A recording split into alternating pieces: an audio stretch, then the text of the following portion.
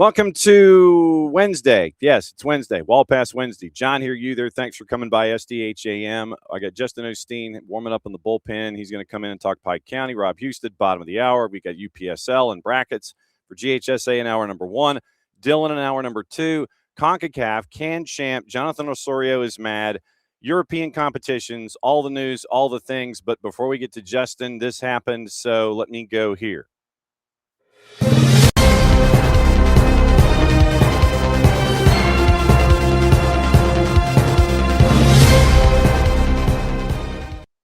Fancy breaking news sounder. I figured I'd go that way. Atlanta's NWSL 2028 named Keith McCloat, Vice President, Chief Financial Officer. The former New York Mets exec has been selected to lead financial functions of the NWSL Atlanta 2028. So that's the news there. All right. No more dillying and dallying because Justin came in like super hyper early, and we checked everything out, and we checked it out, and he's there. It is still there. From the gym in Zebulon or the school. Are you in the gym or the school, or where are you hiding? I'm in the gym, just in a little side office. Okay, so Justin, well, the basketball coach's office, but they don't do soccer coaches. You're live on a morning show. You got to find a place to hide. I see how this goes. Nice. Thank you for doing this, and it's always great to see you. I wanted to catch up with you because we are through with the quarterfinals. They set, I think, for maybe like one matchup because of schedules, venues, and things. Quarterfinals are done. You're still playing. What's going on in your mind right now? Just worried about the next game. Got a tough one coming up with Columbus. Very tough Columbus team who's had some good results against some really good teams.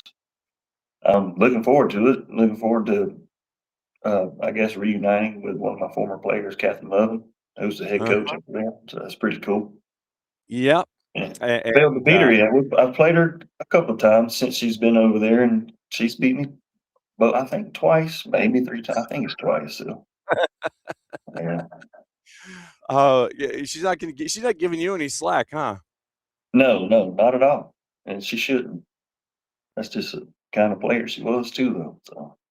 When you started this year, I know expectations are always high for you down there at Pike County.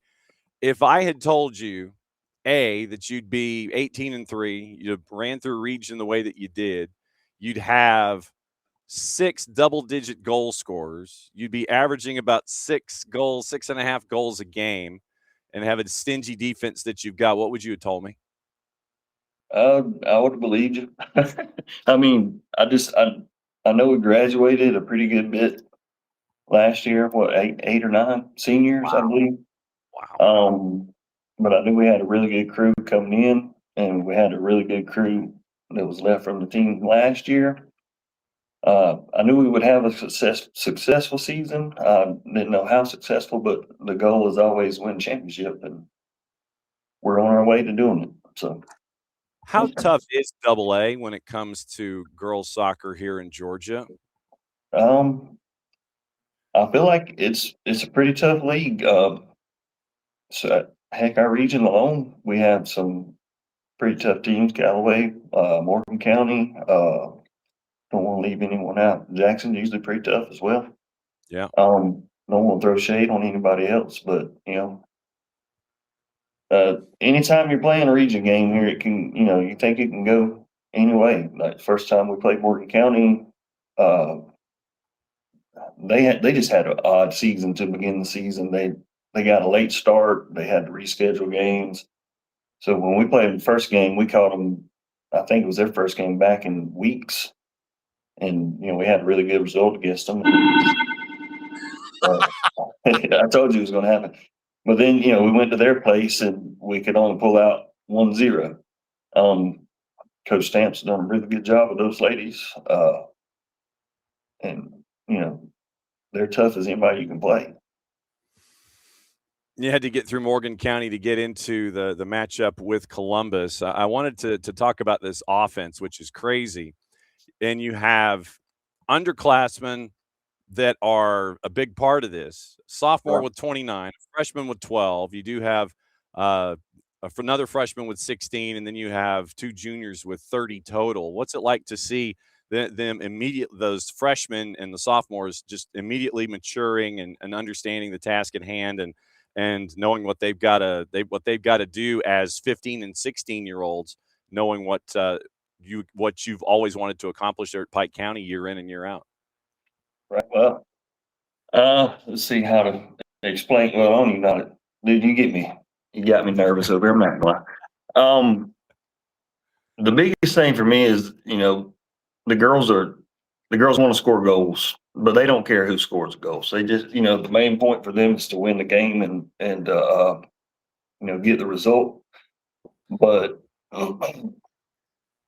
a lot of seasons you'll have a pretty good bit of goals with low assist rate or whatnot. But the majority of our goals this year, have assists that come with them. They're not necessarily somebody dribbling the entire team and scoring. So, the girls are unselfish and they know how to create opportunities. And it's just fun to watch them. To be fair. Do you get the chance to enjoy it? Oh yeah, without doubt. Most of the time when I'm not nervous, but I was going to say, when you're focused on the game in front of you, you're worried about getting a win, but because of everything that they're doing and with the skill level that they have, I always wonder sometimes if coaches get the chance to enjoy success, or if they have to wait until the season's over, then they think back and look on it and go, yeah, we had a really good run and we had some really good players doing some really cool things. I didn't know if you got the chance to enjoy it while it was happening. I think in my many years being here, I think I've learned to enjoy it more during the game. It's just, I don't even know how to say this. Wow. I'm sorry, I'm giving you good content here. It's just to be, of course, as a coach, you're going to be stressed out and worried about result and, if we're going to play well or whatever. But then when when the girls get on the field and they're doing what they're supposed to be doing, and I'm not really having to say much to them, they make adjustments on their own. Sometimes it's enjoyable to just watch your team play. And I've learned to do that over, I used to, yell about mistakes or whatever. The girls know they make a mistake, but they know how to fix it as well. So sometimes it's just easier to let the girls play and enjoy it. Now, I want to ask about the vibe there on campus and in the community, because both the boys and the girls teams made playoff runs this year, Right. and are continuing to be successful. What's the vibe like in Zebulon for the program with everything that's going on? I know that, Middle Georgia, it's heavy with the FOOTBALL at times. And I know Stephen and what Coach Holmes is doing on the football side of things. Right. What is it with the FUTBOL side, and what's the support like there that you're seeing? Oh man, I lost my word. There's a lot of excitement right now, of course, for our boys. They just made the Final Four for the first time ever. We finally got past that Elite Eight stage. Good teams that didn't make it the Elite Eight. But the excitement is there, especially after the game last night with penalty kicks. We also had honors night last night that started, I think it was during the boys' game, but it ended before the boys' game was over, and had a really good crowd come out in the overtime periods and penalty kicks. It was a pretty good environment to me. But a lot of excitement. I feel like you brought up the regular football, American football side. Coach Holmes does a job of building some excitement for everybody, not just football, but he works hard for everybody, which is good to see as well.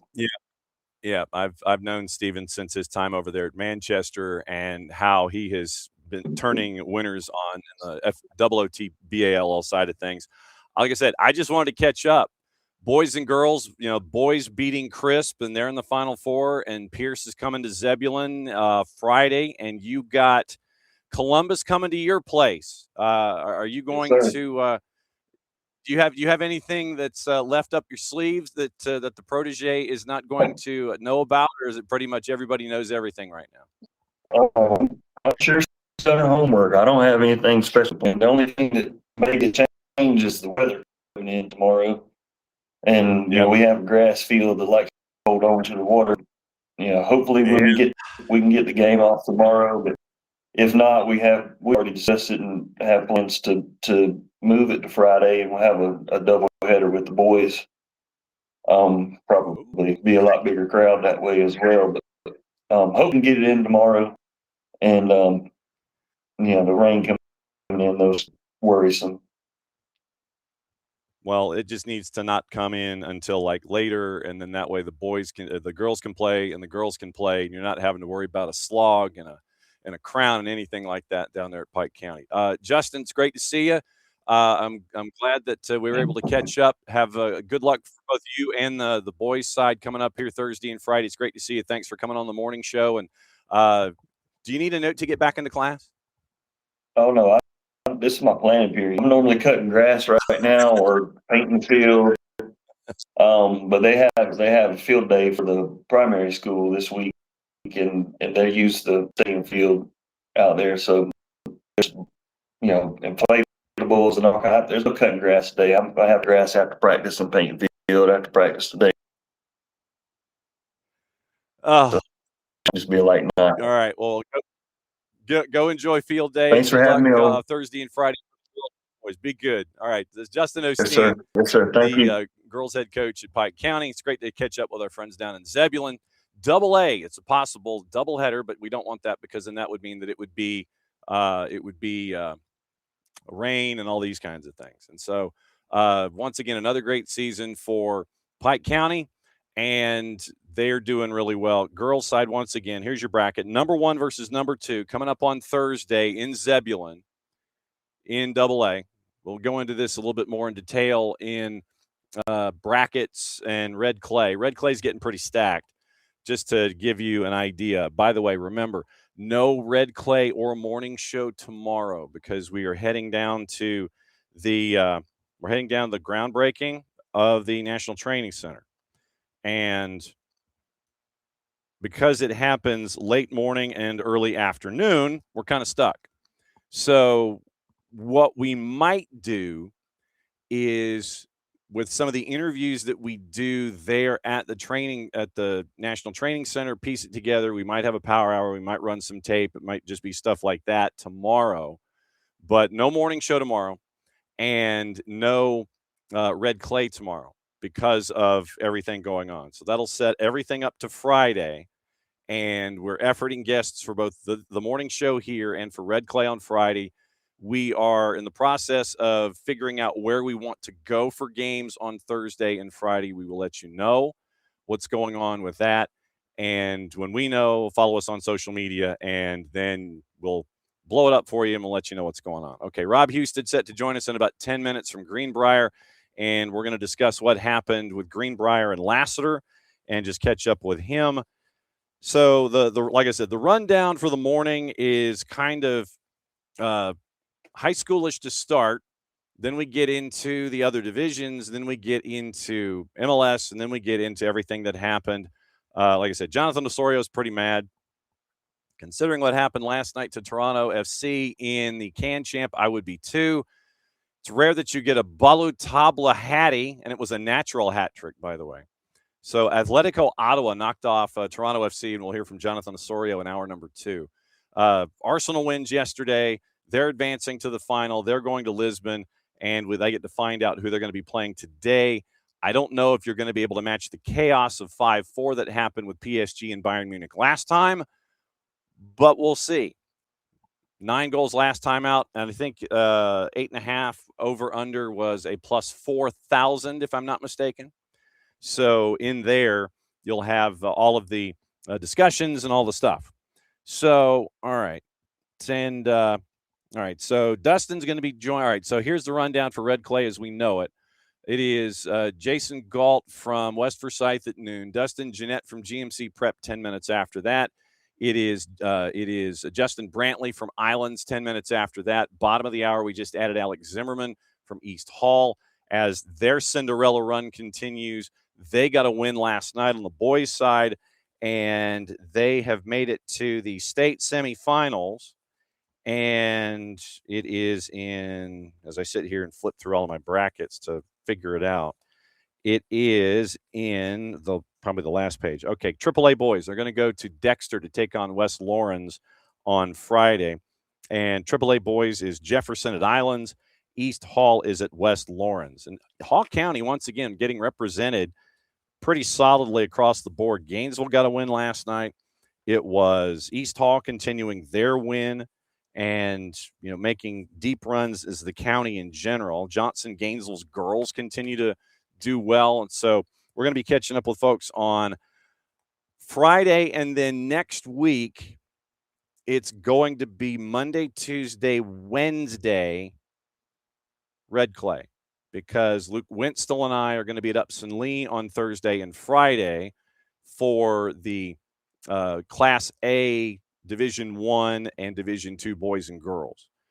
Jason and Maddie are going to start at Duluth for the championships. I think it's Monday. It's Tuesday, Wednesday, Thursday, I think.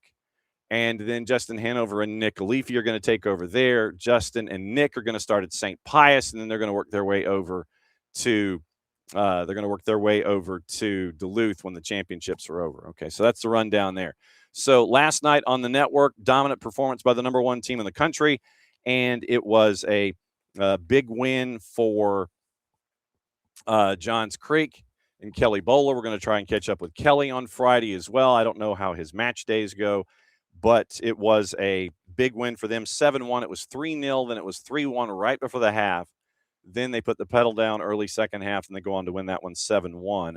And so it was another win for Johns Creek as they continue to be the number one team in the country. So yesterday, AA boys, we'll just blow through the brackets here real quick. Savannah Arts is going to go to Columbus. Pierce County goes to Pike County. That's AA boys. Pierce County boys making their way through. Metter and Atco. Atkinson County is going to host because the arrow goes up. So Metter at Atkinson County, Brooks and GMC Prep. We've talked to Brooks on the girls' side, Thomas on the boys' side. They are going to go from Quitman to Milledgeville on Friday. So we'll catch up with Dustin Jeanette in the noon show. Thomasville goes to Model. Really looking forward to that one. That is that one's on Friday as well. Model got a 5-0 win over Jasper County. We had Donnie Mendentz, the head coach of Model, on the noon show on the morning show yesterday.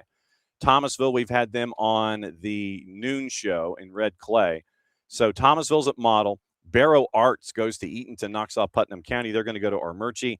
That is Class A D1 boys.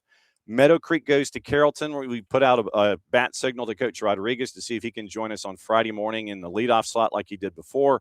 Meadow Creek knocks off Lambert. That was a big win for the Meadow Creek program.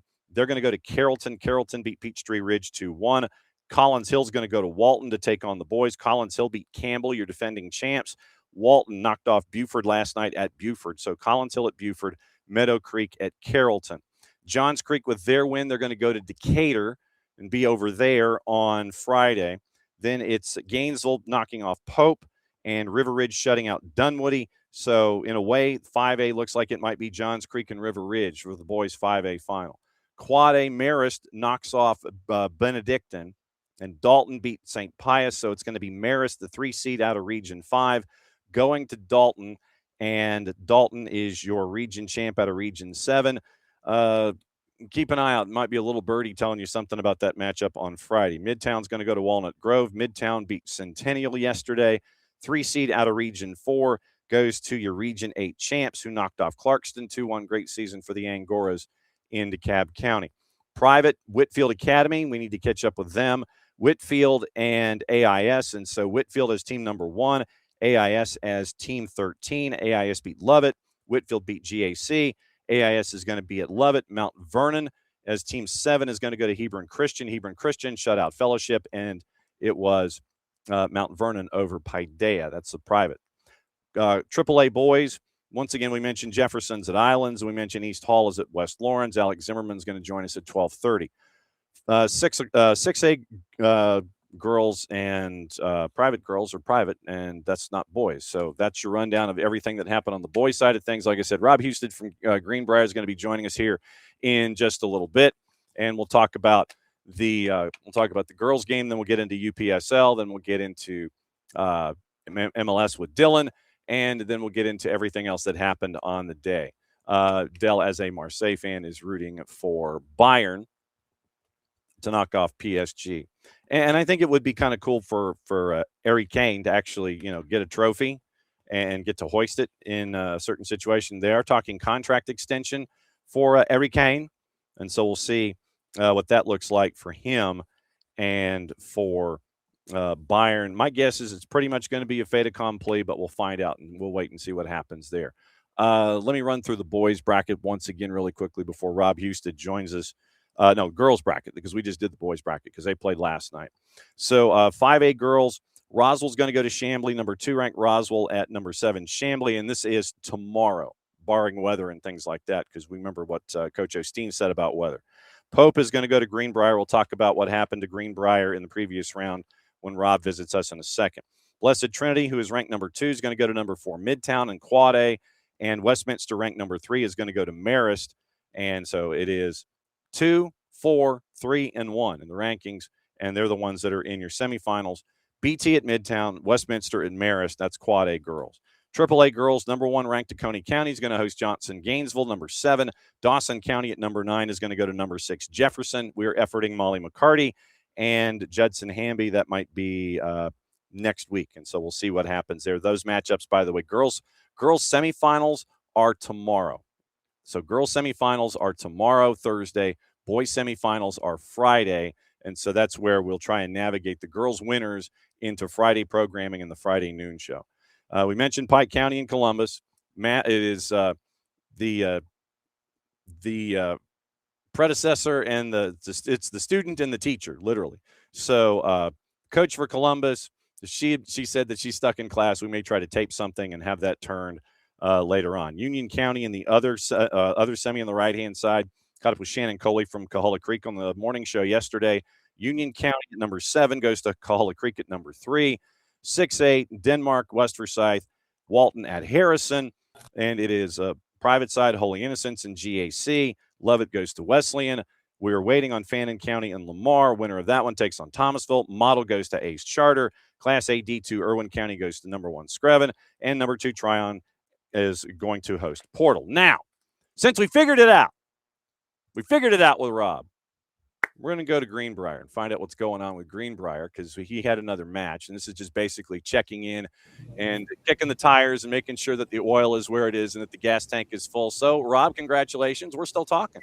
Thank you. We are. That's a good sign for us. Well, and that's what I figured. When coaches come on either the morning show or the noon show, it's like, well, we won, and we visited you, and we won, so this means we have to keep coming on the show until something different happens. So we'll talk on Friday again then? Hey, man, like I said, we got noon show is ready to go, and I may have Jose Rodriguez from Meadow Creek come on Friday. I don't know what he's got class. And so he comes on. He's come on and he's been batting leadoff. I might have you come on a little earlier. Like it'd be like Jose coming in at 9:05. You maybe at like 9:15, 9:20, because then at 9:30, traditionally we have Michael Parkhurst or Greg Garza come on. I'll tell you what. Let's revisit this after tomorrow night's game. Yeah, there we go. So like that's the planning part of it. All right. So what happened in the last sort of match? You come out with the Duke 2-1, but break it down for us.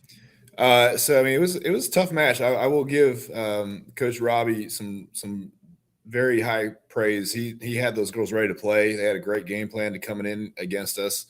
We spent pretty much most of the first half was spent on their side of the field. We had one mental breakdown that gave them a free kick, and she made a beautiful kick from the corner and just put it right in the top corner.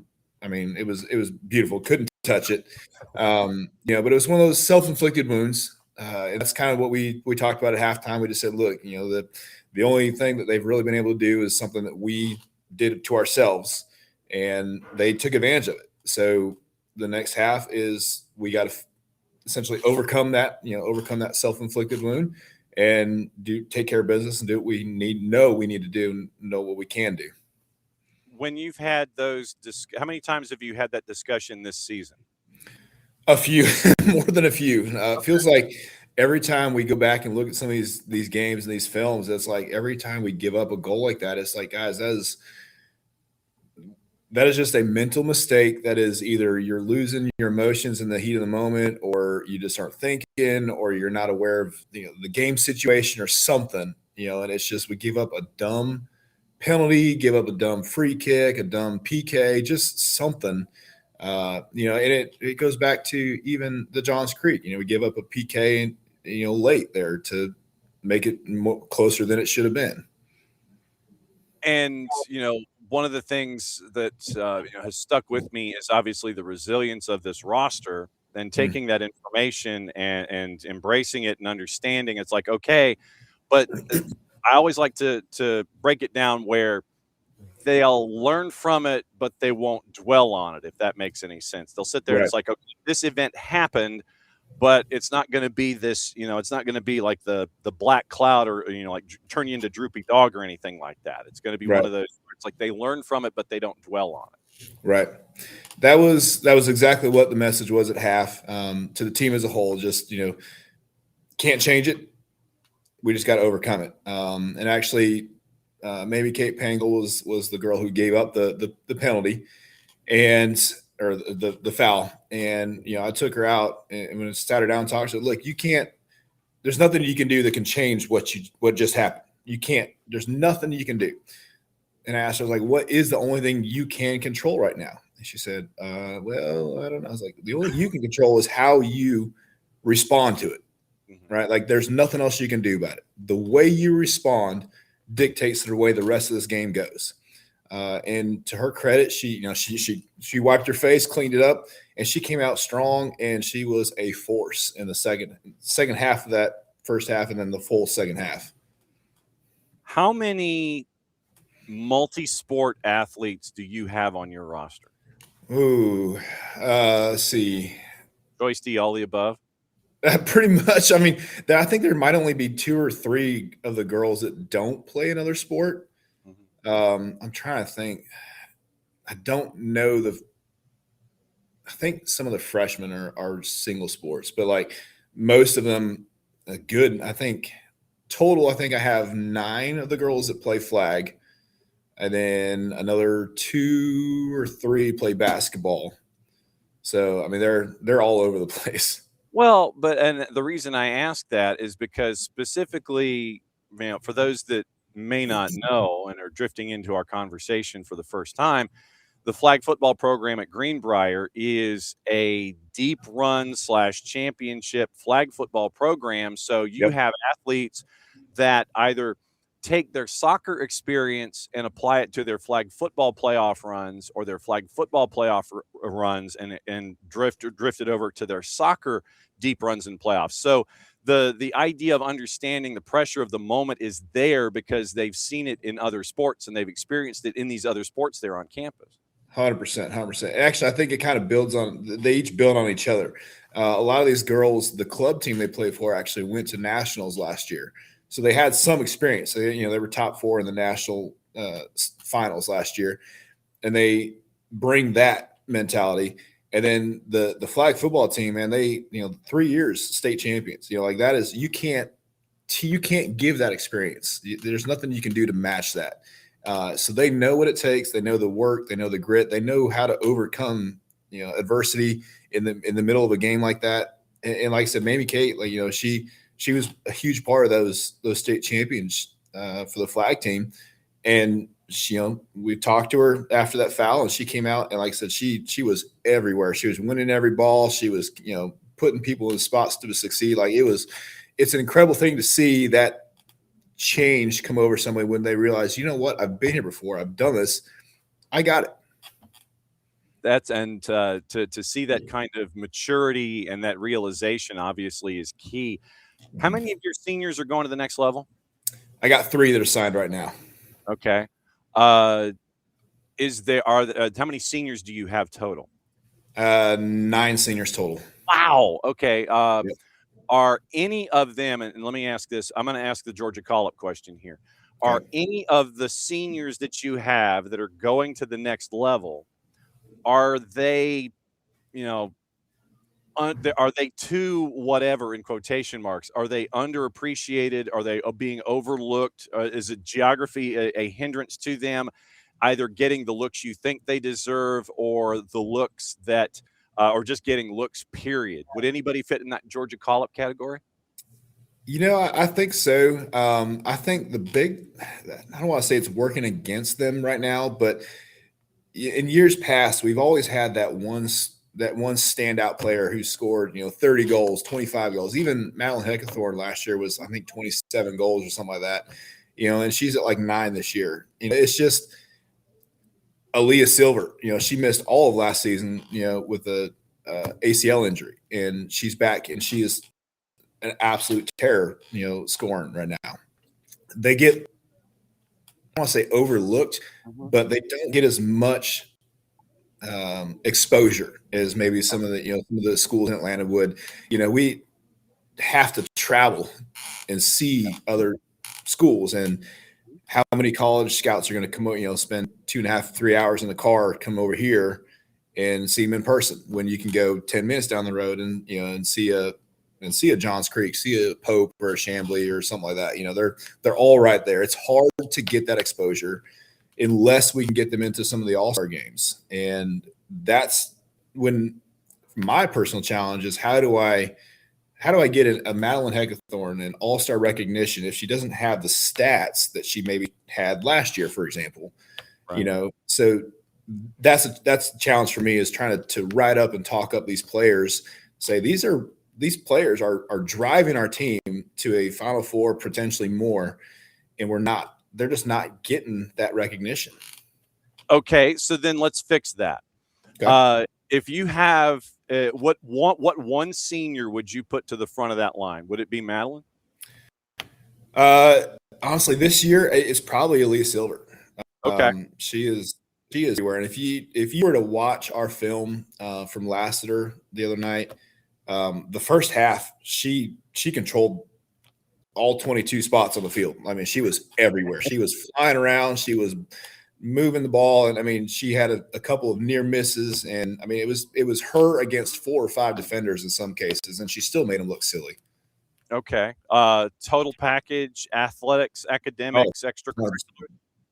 100%. She's a 3-sport athlete. She's a flag, basketball, and soccer. Okay.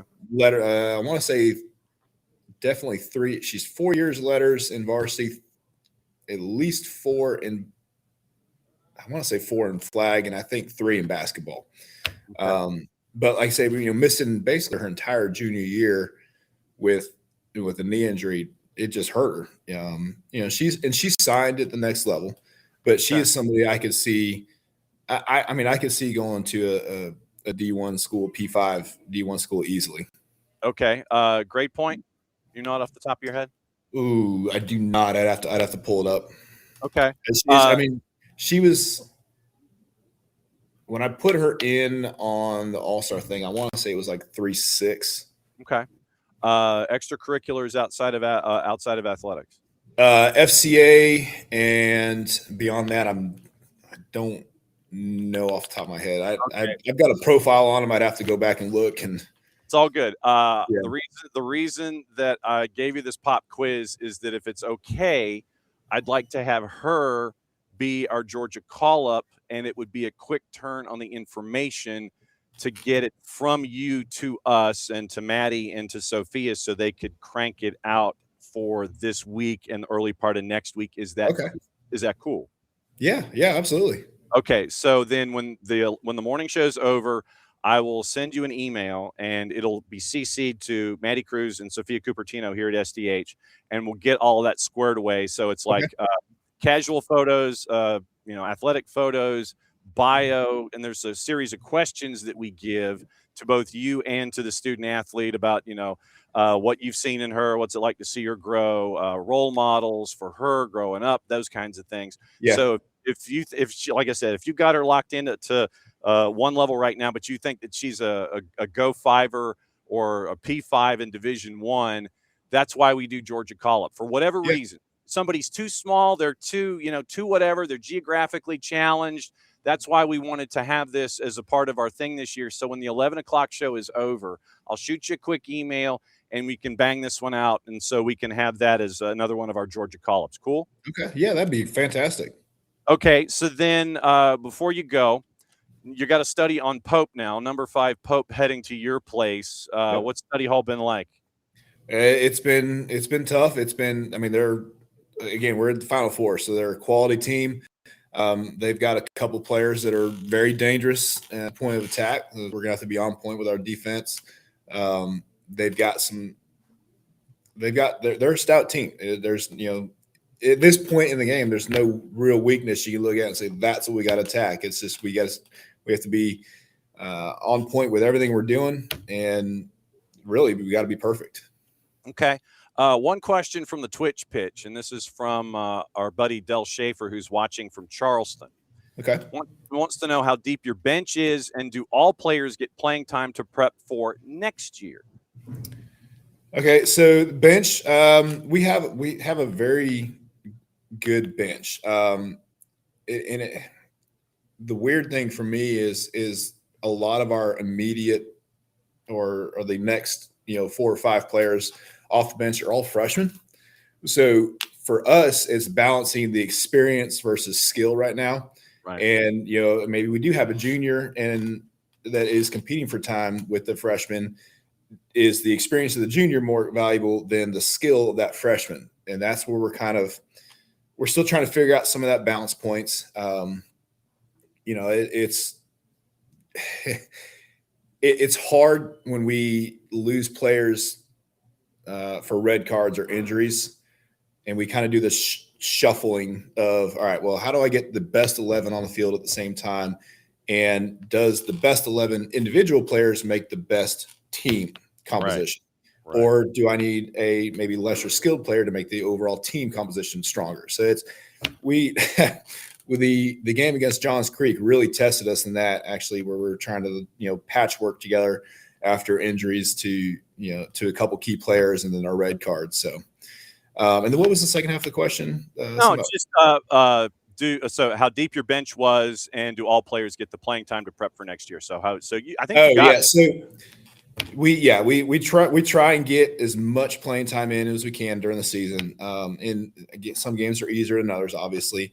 But as soon as the club season is actually starting right now, and basically as soon as we get done, they go straight into club, and anybody who's not graduating will play between now and December, almost straight through.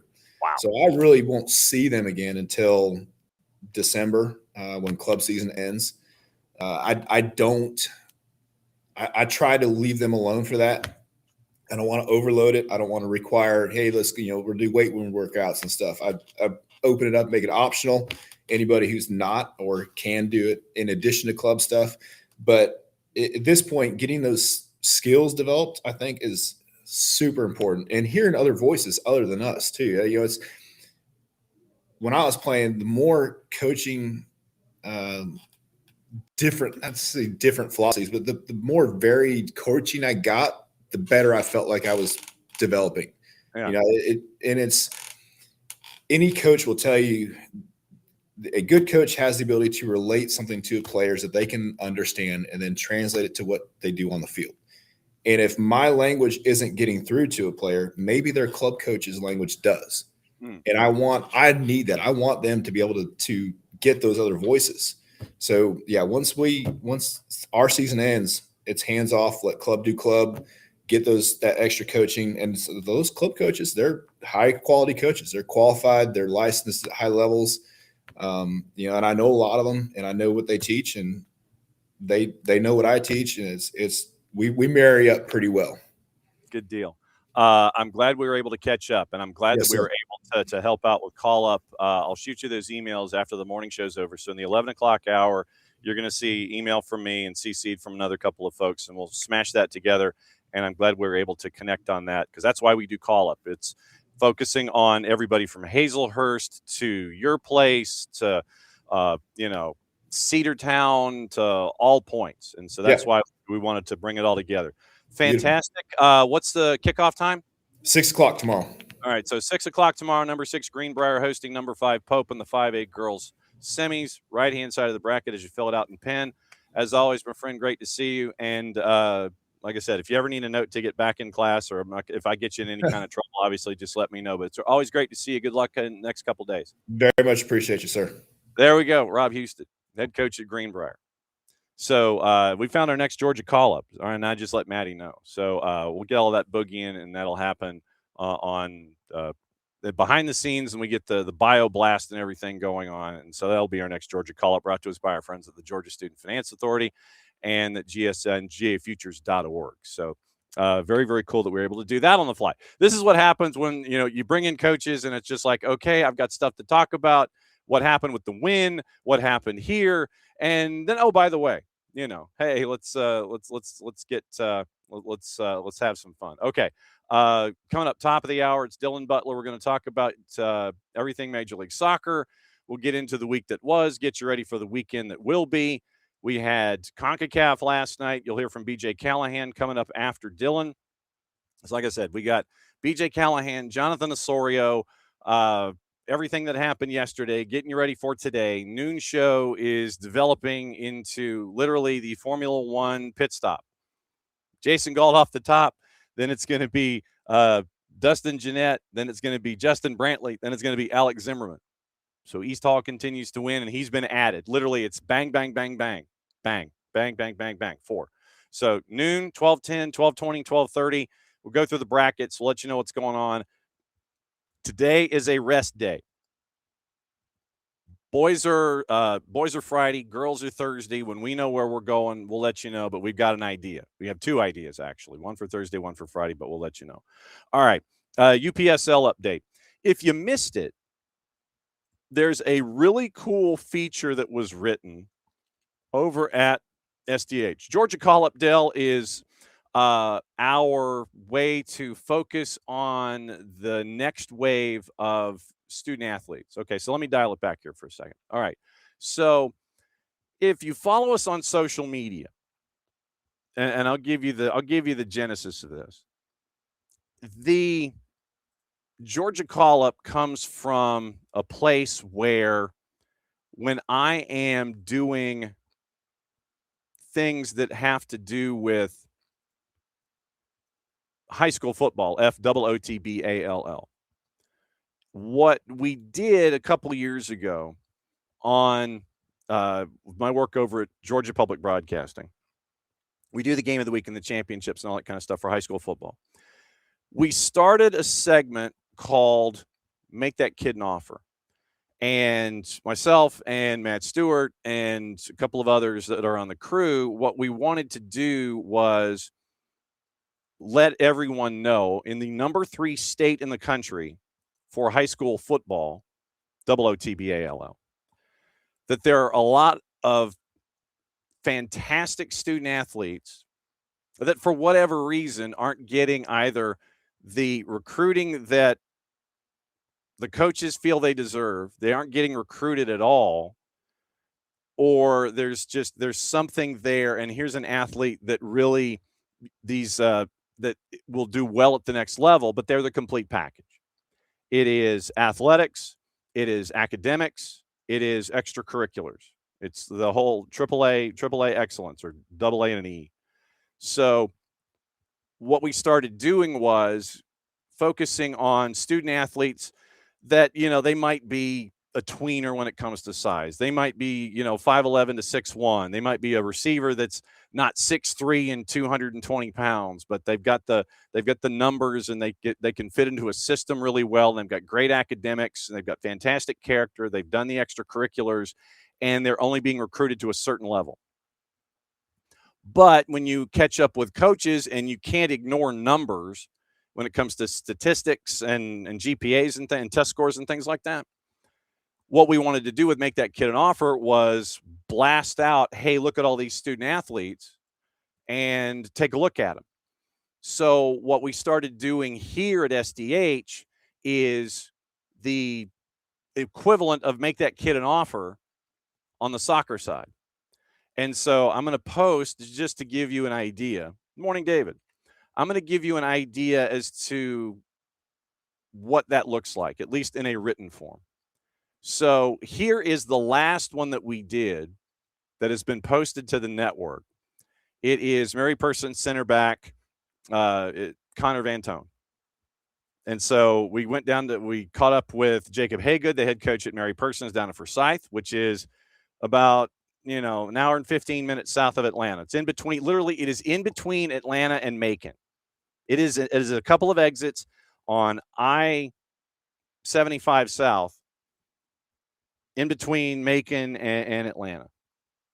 And so because Connor is in that geography it's in the in-betweens, folks like Connor Vantone, they may not get looked at because of their geography. They might have all of the particulars and the numbers and everything, but it's the geography that's holding Connor Vantone back. Catching up with his head coach, Jacob Haygood, Jacob's like, this is one of the best center backs I've ever seen. Here's what he can do out there on the field. Here's how he's matured. Here's what he's doing in the classroom. Here's what he's doing on his test scores, all of that stuff. And so it's an opportunity for us to share. And so catching up with Rob Husted, it was what we were looking for in our next Georgia call-up. And so we're going to coordinate that. And so you'll see the article about a Greenbrier student athlete coming up here probably in the next week. Next couple of days, really. But this is the last one that we did that appeared on the network. And it shows up in all of our social media and everything. And it's just a showcase of these student athletes that for whatever reason aren't getting the looks. They're not getting looks, period, or they're not getting the looks that coaches think that they deserve. Like I said, geographically challenged. I mean, Greenbrier is 2.5 hours from Atlanta. And you would have to know to go to Evans County in the Columbus area, in the Augusta area, Eastern Frontier, John. You'd have to go to Augusta, you'd have to know about Greenbrier, and you'd have to know about Rob Husted and his program. So what we're doing here is helping that aspect out. Look, it's like, we will take all of the labor out of the discussion. Here's your information, college coaches and recruiters. Here's someone that you might not have had the chance to see or find out about. Here's that opportunity. I mean, we had one of the leading scorers in school history in Cedartown. We've had Connor Fish Munsiak at Jeff Davis, who has been a part of bringing that program to the fore in Class A on the boys' side. And, finding out about the growth of that program under Brian Lawson. Finding out what Rob Husted's doing at Greenbrier on the girls' side. Find out what's going on at Northwest Whitfield up in the Northwest Georgia mountains, up 75 toward Chattanooga. So it's out west toward the border. It's up north toward Chattanooga. It's out east toward Augusta. It's down south a couple of different places. It's in the Pinelands off of I-16 heading toward the coast. All these different places where you have all these great student athletes that for whatever reason they're falling unnoticed, or they're not getting as noticed as they should. That's what Georgia Call-Up is all about from our friends at GA Futures and the Georgia Student Finance Authority. So, hey, I mean, Dell, that would be fantastic if you literally, that's what this is. It is make that kid an offer. This is, hey, check out this talented student athlete, and we're taking all of that labor work away from you. College recruiters, we're doing your job for you. So, Dell, that would be fantastic. So that's what we're doing with Georgia Call-Up. And that, like I said, this is the last one that we produced, that Maddie and Sophia produced, was with Connor Vantone at Mary Persons. So now it looks like we're heading to Greenbrier for our next one. So we'll find out about that. So that's what this is all about. That's what the Georgia Call-Up is all about. Student athletes that are doing great work on the field, great work in the classroom, great work in the community, and you're getting the total package. So that's what you're staring at there. So morning, David. Morning, Dell, by the way. Okay, UPSL. I wanted to get into that before we turn the page and catch up with Dylan in about 5 minutes. If you missed it, there's a great article that was posted at SDH on the website, and it is about athletes that take the circuitous route. And it's an article that was posted yesterday about Mateo Barrio from Atlanta to Argentina. And so you go from Envigado in Colombia, with Juan Fran. Back here in Georgia, he played at Pachuca under Ricardo Montoya. Went back to South America. Got him to Estudiantes de La Plata. And so it's the story of Mateo Barrio heading to Aldo Civi. Estudiantes de La Plata, Pachuca, Georgia, UPSL, all the points in between. And that's why we have this relationship once again with the UPSL, because the talent is there in the UPSL as well. And it's an opportunity for us to share it with you more in Louisville. So here is the link to the article about Mateo Barrio. And our friends at ASMG TV, they're going to be very, very busy. And they have a lot of stuff going on. Let me see if I can get their broadcast schedule really quickly. Instagram, I think it's on the gram. So don't quote me yet. ASMG. Let me see. Are they on? I'm trying to figure out where it was. ASMG, yeah, Atlantic Soccer Media Group. Okay, so here's the match times for upcoming action in the UPSL. And I'm going to try and do the dreaded screen share. So if you would please, bear with me. And this is off of the gram. There's your broadcast schedule for ASMG TV and the UPSL. Remember, they had tonight at 8:30 at Tech Stadium. It is the first one with Granite City and Superior City. Then on the weekend, 3 games at once. 3 games, two games at once. You can either go game 1, game 2, or game 2 and game 3. 2 of them are going on at the same time. Saturday doubleheader at Tech Stadium. It is Granite City's men and women, and it is going up against LCU and the UPSL and in the UPSL Southeast. So busy time at Tech Stadium, 6 and 8:30 on Saturday. Then Sunday you've got Georgia Conference Premier going on. So that's your programming grid for everything going on in the UPSL Southeast. So once again, UPSL Midwest and West, Granite City, Superior City. That one's at Tech Stadium at 8:30. Then on the weekend, it is doubleheader, Granite City men and women, LCUFC, and the activity there with Blackhawks as well. So Vlora, Blackhawks, and Granite City in the doubleheader. And then you have Augusta soccer team going at it at Meadow Creek on the roadie. And so busy Sunday at ASMG TV, and action tonight with Superior City and Granite City as well. So that's your rundown for the activity in the UPSL. So, if you're looking for stuff, then like I said, if you're looking for stuff, then that's where you go. UPSL, ASMG TV. Thanks to Andre and our friends over there at Atlantic Soccer Media Group. ASMG TV, your home for everything UPSL here in this particular footprint. So once again, soccerdownhere.net. You can go and catch up on Mateo Barrio and his latest, as his time in the UPSL has turned into time in South America as he continues his trade at the age of 18, trying to work his way into the next stage of his career. So that is our number one, the Fast and Furious that was the high school game. And it is it literally is Fast and Furious right now because of everything that is attached to high school, lower divisions, what's going on in the upper divisions, all the travel that's attached, all the things. And so you end up with a very, very busy time for us. We are not complaining about it being a very, very busy time at all, not by any stretch of the imagination. So literally the rundown kind of changes because of breaking news or anything like that. Oh, that reminds me, we need to have that discussion, don't we? Because we led the show off with it, but we didn't get the chance to talk about it. So let's do this. Let's do this, shall we? It is the I gotta check my breaking news here. Hang on, where is it? Here we go. Okay, Keith McCloat.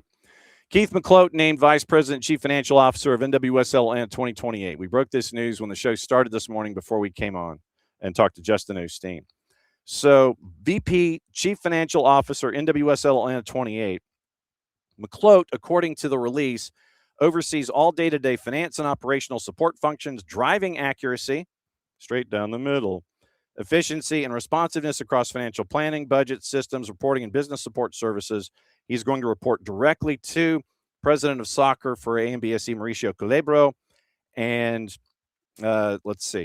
serving as a trusted financial strategic advisor in the full AMBSE leadership team, supporting short-term performance, long-term financial priorities for the club. His first day of work is Monday. And so then you get a quote from Rich McKay. Spent the last 9 years with the Mets.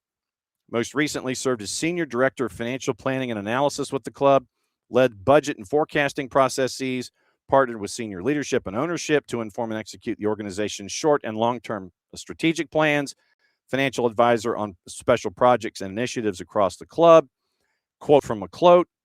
And let's see. The opportunity to build and launch an NWSL club at such a pivotal moment for both women's soccer and this city is truly an honor. Atlanta has proven soccer belongs here. Look forward to carrying out Arthur Blank's vision in support of that. Joined the Mets back in 2017 as manager of finance. He helped build the organization's newly created finance department with a focus on planning, reporting, strategic decision-making. Before that, he was with the Hearst Corporation, and he got his MBA and Bachelor's of Business Administration from Loyola, Maryland. So Keith McCloat is the VP and Chief Financial Officer for NWSL Atlanta 2028. It is hour 2, which means one thing. We go and check out what's going on with the busiest man in the Northeast, Dylan Butler, whose stadium is almost complete. Dylan Butler Estates. We're getting there. We are getting there. And we're getting this close to you having your imitation palatial estate and 22 or 3,000 of your best friends hanging out with NYCFC. So we're that close. I never thought we'd get here, but I know. It only took what? 37 years. Yeah, it's 37 years. You are absolutely correct, sir. Were you on the desk last night? I was. Oh, okay. So I'll play the sound when you're done. But no, I do have sound from BJ Callahan that I will play after our time is up. But no Sam Surridge, no Eddie Tagset, and in listening to BJ Callahan after the match, he's like, "Well, look, I mean, we've done it before. We've played without Sam Surridge before." But just they couldn't get the engine turned over, and by the end of the night, you lose Yaz back too in pregame warm-ups. Pregame warm-ups. Yeah. I mean, if that's not the sign of things not going your way. Like, it's funny because you tune in. Like, I tuned in after I'm the sicko who watches CanChamp. No, well, you're not. You're not the sicko. You're a sicko, sir. So perhaps my favorite cup competition is CanChamp. Mm-hmm. So I watch that. I tune in, and you hear Yazbek is out. It's 90 degrees. Like, you're like, no, this is not going to end well. And then Andy Nahar got dinged up, I think, during the match. Yeah. So it was an adventure of the highest order. They had Madrigal starting with Hani Mukhtar up top, and it was Muil and Corcoran and Acosta and Espinosa, and we know that BJ will turn the dial one slot, and then Espinosa will come up, and it'll end up being 3 in the attack or more. And it was goalless, and they just weren't able to get the engine turned over. Tigres gets the goal with about 20 to go, and that was pretty much all she wrote. So Tigres, yeah. I mean, their best chances were a deflected shot that lands on the top netting and a near own goal. Like, and that was, really it for Nashville. And then just like a weird sequence, right? Like, where it's a failed clearance, or a shanked clearance, right, that goes out, and then on the throw-in, it's not defended, and 2 guys fall. Like, it's like Keystone Cops-ish. Very Benny Hill-ish kind of thing. Yes.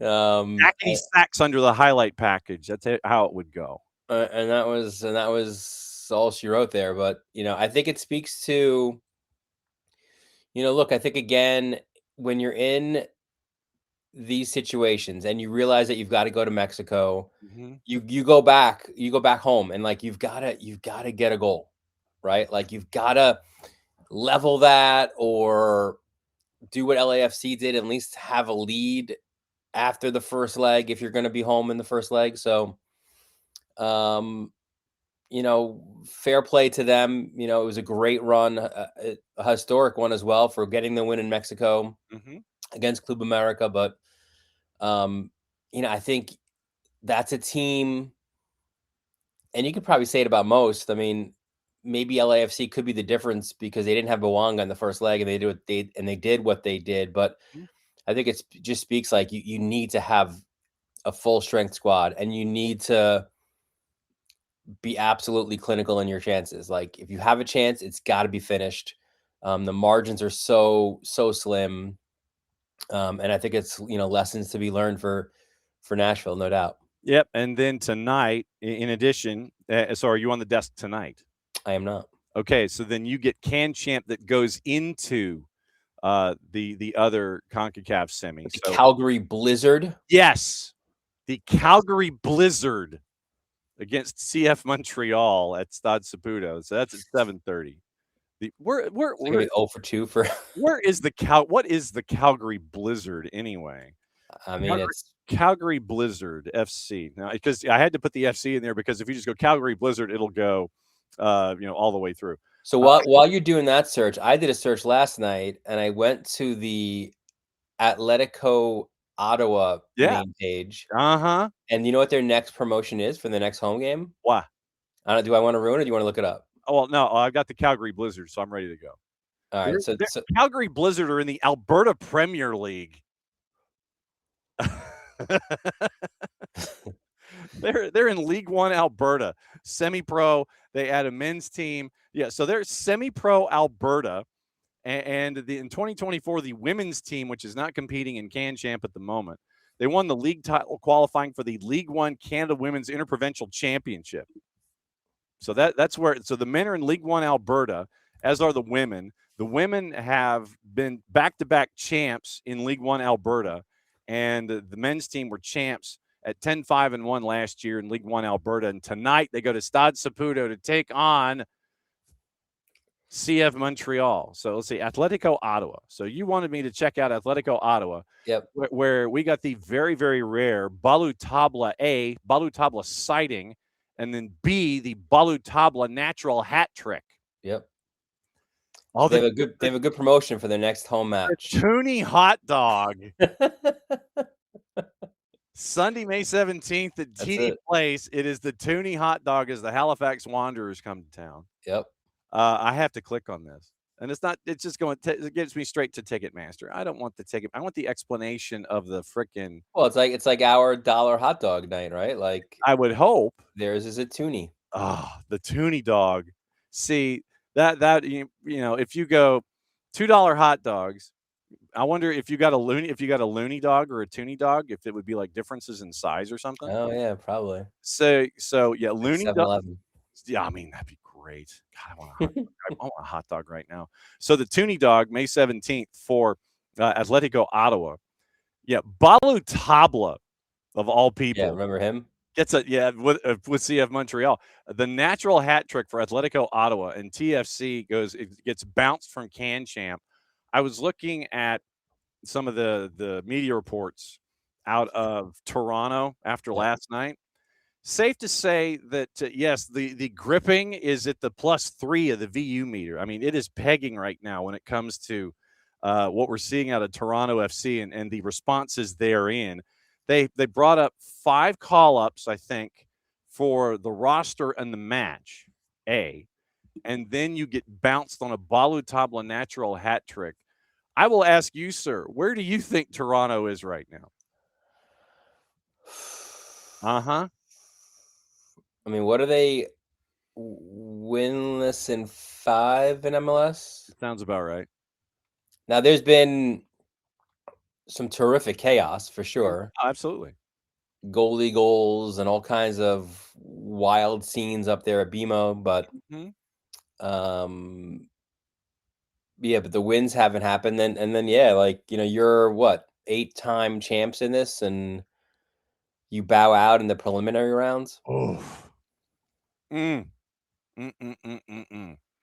So is the gripping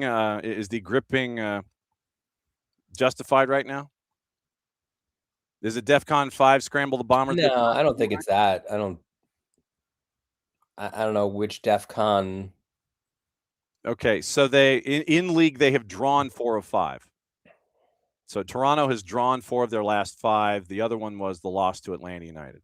Right. So in league they've drawn 4 of 5 in their last 5 matchups. 1-1 to FC Cincinnati. All at home too. Oh, yes. Yes. So you draw San Jose, you lose to Atlanta in the monsoon. That came at you in centimeters. Toronto drew Philly, drew Austin, back-to-back 3-3 games, and then the 1-1 to FC Cincinnati. So, yeah, you are, with all of that, you're 3-5-3, and you are in 8th right now at 14 points behind on goal difference. So, yeah, all of this is at home because they gave you that schedule because of the cup the world is chasing after, and you're not taking advantage of it. Yeah, no, not good. And with the rivalry, like you would suspect that they would love the attention to draw back towards Montreal today. Like if the Calgary Blizzard could have a blizzard of goals scored. See now, all right. So see now, I'm on a Dairy Queen Blizzard now. See, we go from the Toonie Dog to the Dairy Queen Blizzard. Where they test the thickness of the blizzard by turning it upside down with the spoon in it. That's how they test the thickness of the dessert. Huh. And then you sit there and go, "Give me that," and you finish it in about 15 seconds. It is. You're not taking advantage of this at home. You bring in Josh Sargent, you get the Josh Sargent bump, but then it gets figured out, and you got injuries, and it is right now. Robin Fraser is. I would imagine Robin Fraser is not having a fun time right now. No, yeah, and it's from a PR marketing standpoint, it stinks, right? Because oh boy, you want to capitalize on the momentum of a World Cup in your city, right? And you want people who are maybe going to be new to the sport, or they want to see their first match. Like, you want them to come to a TFC match, and you need to be playing well, around the World Cup, and they're not, certainly. No, they are not. Looking at obviously what happened last week in the Eastern Conference, there are teams that are having you scratch your head because you don't know which one you're getting. It literally is box of chocolates time. In the Sean Johnson Memorial Derby, DC United shuts out NYC, and it was not at the 106/68. It was at the slightly larger over at Citi Field. Next door to my estates. This is what I'm saying. See, do you want this product in your building, sir? Do you want what we saw from NYC against this current iteration? No. It's what are they now? 7 games winless, I think. 7 or 8 at this moment. Yeah, not a ringing endorsement. Oh man. So in their last 5, as they are 9th, once again, they have lost 4 of 5. They have 1 point in their last 5 matches, and it is the 4-4 draw that they had with Cincinnati 2 weeks ago, almost in the midweek. Other than that, it has been they have bracketed that draw with 2 losses on each side, and yeah, they're at 12 points. They're in 9th, but they're ahead of 2 teams on goal difference, and it is not fun right now at NYC. And I just noticed this: one of the teams that they are tied with in points is the team that plays in New Jersey, and they've given up 27 goals in 11 matches. Red Bulls have given up 27 goals. I mean, Purple Team has given up 32. They've also won 2 of 3, but to get to 10 points. So you've got a defense, and I use that word just in literal terms, where Red Bulls have given up 27 goals, and they have the next to last. They have the next to last worst. Is that right? Next to last worst. Next to last. Second worst. There we go. Second worst. So they have the second worst defense right now in the Eastern Conference at 27 goals allowed, compared to the purple team who gave up 32, and they gave them up in bunches, and that was why Oscar Pareja got jammed. What is going on with Red Bulls other than it's like what is up with your defense, sir? You've lost 3 of 4. What's going on over in New Jersey? Yeah, and then that gets compounded with like the first knockout competition loss to your rivals in blue, right? So that stings as well for the fans, some of whom they've already got the pitchforks out. Oh, they do. The honeymoon the honeymoon for Michael Bradley is apparently over for some of the fan base. Seriously, they're over Michael Bradley. Not all. Some. So you have some that are over and done with the baby Bulls approach. There was some talk that the fans in the supporters group were upset and they wanted to voice their displeasure and be heard from the team, and Michael Bradley wasn't part of that, like going over to the supporter section kind of thing. Okay. I don't know. Okay. Philly still continues to struggle. You want to talk about a team that's really come out of the blocks, and you want pitchforks. What an area, huh? Like right now, like in that I don't know, what is it? Maybe like was it 100 miles? Maybe, probably radius between like NYCFC, a Red Bull to Philly. That's take the train, and it ain't worth it. Oof. That is just that is some. How do we phrase it? That is a train ride that you don't want to take, man. What's that like? If you work in New York City and you're having to take the train home to Philly right now, that train ride is not a fun train ride to take. I mean, you've only. And if you're a Sixers fan, it's even.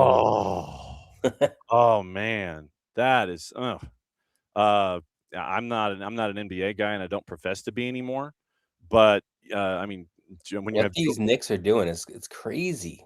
I mean, right now. I can't. I'm still. Oh, okay. So since you went there, let me go here. What is your favorite John Sterling memory? Good one. Favorite John Sterling I mean, there's so many, because like I'm of the age where I remember on the radio it was him and Michael Kay. It was before Susan Waldman came in. Oh, John.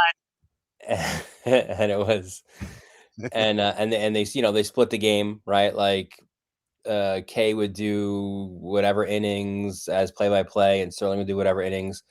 So I go back to that. I mean, like a Tino Martinez home run. No, you know what? I think my first favorite catchphrase of his. Because I don't know if it's like it's an individual moment. I do have favorite Yankee moments, but like it was maybe "Burn Baby Burn," like for Bernie Williams. Burn Baby Burn. Yeah, that was so cool. I thought, you know, he became a caricature of himself later in his broadcasting career. Obviously, just feeling he needed to get a catchphrase for everybody. But that, like early on, I thought was like authentic with that group, and yeah, that was, you know, that was probably my favorite of the catchphrases, I think. But like, I mean, I went to the Yankees put out, I don't know if you saw it, but a really, really cool video of so many of his iconic calls. Oh, wow. Highly recommended. It's probably still pinned by them on X, but it was, you know, all the moments. And like I was at if you remember, you know, it was the World Series right after the World Trade Center against Arizona, and the Brocious home run. Like I was actually there. I was in the left field bleachers for that. Oh, wow. Okay. For that game. Yeah, it was. So I didn't obviously hear it happen, but then, like, you know, to see that, be part of it, and the the perfect games from Cone and Wells Yeah. that he called. And I know that he was, he was probably as beloved in Atlanta before his time up here in New York. And, I think, look, you could love him, you could hate him, but there is no doubt that he was unique No question. in what he did. And he was true to that as well. Like, that was who he was. Like, he, like we're both in this business, and I try to carve out my own niche when I call like a lacrosse game and my goal calls, and I just scream a guy's name, and it's like, it's become my thing a little bit. Or I'll yell out pole goal for a long pole goal, or but that's what Sterling did. Like, he separated himself from the hundreds, or whoever that do this, right? Like, there was no, you knew you were listening to John Sterling. So yeah, it's he'll certainly be missed. And I think the Yankees, again, love him or hate him, I think they do these kind of things right. Like, they had a really cool moment just after he had died, where it was Michael Kay and Susan Waldman. It was a really cool picture. They were right behind home plate, and the flowers were on home plate. And they had a moment of silence for him at the stadium. And yeah, like, I'm so glad to have lived during a time where, I heard Phil Rizzuto on television, like his calls, and then Sterling on the radio. And then yeah, I mean, it's just, it's it's a great, he was awesome. What folks may not know is that before he went up there, he was down here, and Yeah. you had Steve Holman and John Sterling. He did basketball games too, right? Yeah, he did basketball on TV. Holman did radio, and Sterling did Braves, and he did basketball on TV. And this was when you really didn't have all of the big media deals that you had and everything. And it was on one of the independent stations here in town, like high up on the, like TV 69. They were an independent. They did like music videos and Superstars of Wrestling and all this kind of stuff. And they did the Atlanta Hawks. And one of the games that always sticks with me is when Sterling did play-by-play, and this was when Atlanta wasn't drawing here in Atlanta because they were, awful. The Hawks or Braves? Hawks. Yeah. And so the Hawks weren't drawing at the Omni, so what they wanted to do was have home games in the Southeast. And so they would go to Lakefront Arena in New Orleans and have home games there, and they would be broadcast on local television back here in Atlanta. And one of those games was when Larry Bird and Dominique Wilkins had a duel. Basically, they were playing horse, and it was at Lakefront Arena in New Orleans, and John was on the call for that. And it's like, baseline, bang, Bird goes back the other way. Dominique comes down, dunk. Then Bird comes back, lines up for a three, and literally it was anything you can do. And it was to have Sterling on that call from the Lakefront Arena. You would have thought that maybe if you'd have had the Celtics in Atlanta at the Omni, that folks would have come to go see it. But they decided to have that game at Lakefront Arena in New Orleans to try and expand their audience base. And John was part of that call on TV 69. And so you had John as a part of things on, on TBS and doing the Hawks and all this kind of stuff. And so you had literally those two icons, Steve Holman and John Sterling, doing basketball in this market at one time. And so that's awesome. You got to know Sterling on two different ways before he went up to New York. Dominique Wilkins, by the way, was my first favorite NBA player. Like, I was a Hawks before I became a Knicks fan. I was actually like a Hawks fan because of Dominique Williams. Wow. Yeah. And I mean, that was, the first ever game I went to was like, I don't even know what year it might have, 89, maybe around there, right? Like, it was Hawks at the Garden. It was MLK day, an afternoon game. So I was able to go as a young kid to watch the Hawks and Knicks. Okay. Before we turn the page on this week, I got a couple of games. And by the way, we just got the word from CNN that Ted Turner has passed at the age of 87. Wow. 87. That was crazy. I didn't realize that he was 87. This week, you got a couple of games to kind of keep an eye on. It is interesting with Charlotte and Cincinnati that they're going at it. Charlotte wondering whether or not Wilf Zaha is going to stay. If you look at Wilf Zaha's wife on social media, she's like saying goodbye already. Might be just her. Cincinnati, you don't know which version of Cincinnati you're going to get. Evander's starting to heat up. Right? Gets a hat trick. Has scored before that as well. Like, so you were wondering, like, kind of where's Evander, and he's hitting his form right now. So, yeah, for sure, that's an interesting one. Yeah. Revs are hosting Philly. Revs are favored at home, slightly, but still favored, with Philadelphia trying to figure out how they're going to score and maybe defend a little better, but maybe score a little more. And Carlos Heel is kind of quietly having a really solid start of the year for him. And that's the thing. It's like now Carlos Heel is more a guy. He's more point guard than he is shooting guard.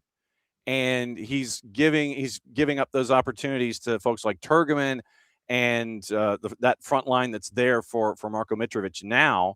And Heel is just a happy sitting there, almost being a distributor. He's got the assists are up here, goals aren't as much, but still, if the end result is they're putting the ball in the net, doesn't necessarily matter. He's just contributing now in different ways. No, for sure. Like, and I think having maybe that pressure off of his back, right, of having to try to carry this whole team, I think has allowed him to maybe play more freely. Yes, and so you're seeing that from New England. RSL's at Dallas. That one's on the weekend. We get to see what RSL continues to do with all of their young guys. Nashville comes back to town after the loss, short rest, and here comes DC. Yeah. DC, get this. DC is a plus 500. They're a plus 500 going to Nashville after what Nashville just went through last night in CONCACAF. So draws a plus 309. If I was a juice boxing sort, I might look at that draw option with folks. I'm just saying. Then I'm like, Vancouver and San Jose. That's the late one on. Do you have the desk on Saturday? Both days. Oh, okay. Saturday, Sunday, and I'm interested too in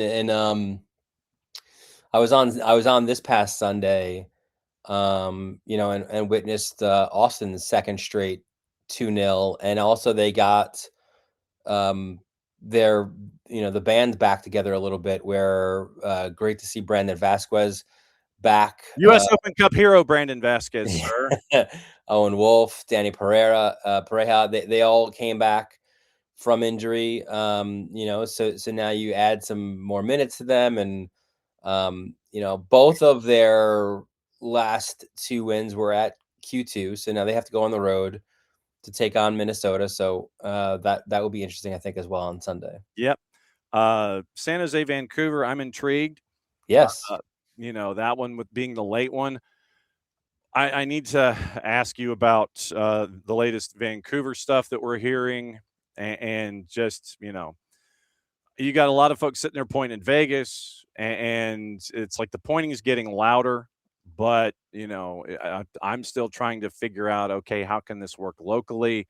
But a lot of folks have to come together. Provincial government's got to get involved because they own BC Place, and I think this is the only situation where that exists in North America, where the provincial government owns the building, and trying to find out, okay, what's the price tag? How can we do this? How can we make it work? I still think it's going to be a First Nations thing out in the suburbs, out at Hastings, but that's just me. But all the noise around Vancouver gets louder and louder, but the guys on the field just keep doing their thing and are still one of the best teams in Major League Soccer. Yeah, and again, maybe you hope this is a situation where, let's hang tight a little bit here. World Cup happens, ride that momentum, and let's keep let's keep the Whitecaps where they belong, right? Like, let's just get in a room and figure it out. Yes. However it has to be, let's all agree, like, we want this club to stay where they are. Yeah. And, because if you're from a league perspective, if you were to have them move, all you would get is a reload fee. You wouldn't get an expansion fee. And it would be just a reload fee in addition to moving, and it wouldn't be as beneficial in a financial sense to the league as it would be if you had just somebody new there and worked out things either at Allegiant or at a new $50 billion facility or whatever, seating 11 billion people and being there for Las Vegas in Major League Soccer. All right, so you're on the desk both days. Yes. What else is going on in the universe of the busiest man in the Northeast? Had a lacrosse game yesterday. Have one on Thursday. Rivalry game, Massapequa, Farmingdale, next door, towns next to each other, don't like each other. Always fun.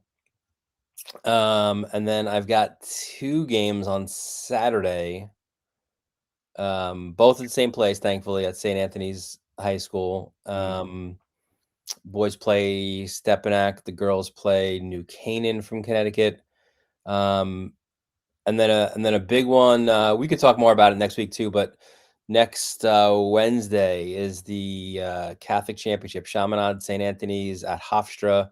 I think right now, USA Lacrosse Magazine, our poll has St. Anthony's at 7 and Chaminade at 13 in the country. So it's the big one. We're gonna go all out. We'll have a high pod camera behind the net. We'll have an on-field camera. We'll have a sideline, your favorite sideline reporter, who's graduating from high school now. So Okay.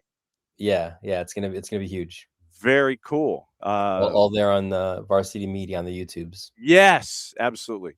As always, my friend, it's great to see you and see what's going on in the world of the Varsity Media YouTubes and the lacrosse and everything going on in Major League Soccer. Wall Pass Wednesday. Please continue. We will catch up with you next week. Yes, sir. All right. Dylan Butler, MLSsoccer.com. And Dylan gets to hang out with us and puts up with our shenanigans. Yeah, Ted Turner passed away at the age of 87 and battling Lewy body dementia. And he's been doing so for 6 years. And if you have the opportunity, Jason is recommending that you watch the HBO Max documentary. So the HBO Max documentary is the required viewing for all of us with Ted Turner. I mean, here's a guy who was completely and totally ahead of his time. I mean, think about this.